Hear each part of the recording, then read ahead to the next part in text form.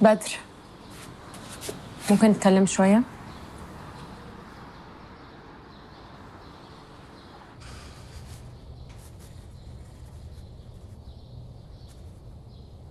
انتي خارجة رايحة فين؟ أنا ماشية. ماشي يعني ايه؟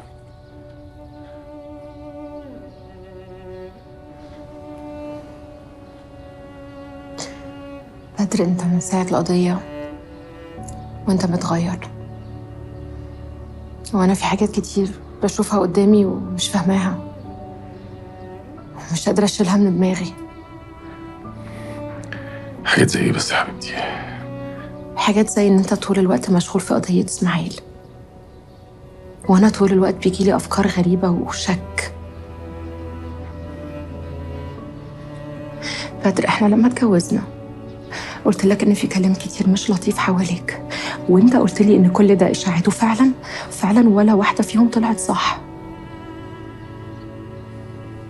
لكن المرة دي أنا خايفة. أنا خايفة يكون في حاجة أنت مش بتقولي عليها، سواء في القضية أو في موضوع فيروز.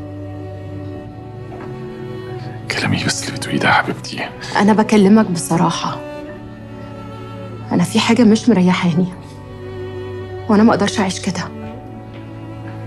مش لازم تعيشي كده. شيل كل الأفكار دي من دماغك وارميها. سيبك من العك ده كله.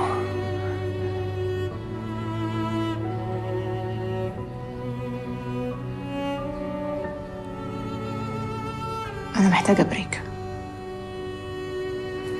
محتاجة نفصل لحد ما أهدى. أنت عارف قد إيه الموضوع ده صعب بالنسبة لي، أنت عارف قد إيه أنا بحبك. الراجل ما يفهمش الكلام ده يا فريدة. كل اللي أفهمه إنك مراتي. نتخانق، نتصالح، نتصافى وإنتي هنا جنبي.